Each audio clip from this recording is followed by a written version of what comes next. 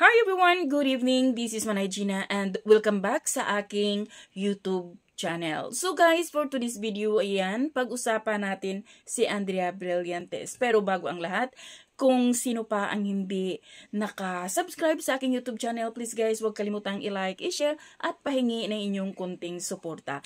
So ayun nga guys, alam nyo ba na sobrang viral ngayon at usap-usapan si Andrea Brillantes dahil nga sa kanyang post nung kanyang kaarawan. Paano naman kasi hindi siya magiging viral na sobrang ganda ni Andrea? Alam naman natin na ang ganda talaga ng mukha ni Andrea. Oo nga, kulang siya sa height, pero hindi naman siya pandag. Nasa tama lang siya, pero hindi siya talaga matangkad. Pero kasi ang ganda ng katawan ni Andrea, ang ganda ng kanyang mukha, hindi lang siya sa maganda, magaling na artista, magaling sumayaw. Kaya nga sobrang ang daming humanga sa kanya. At ito pa, sabi nga ni OG Diaz, sobrang gusto niya yung ugali ni Andrea kasi wala siyang paki.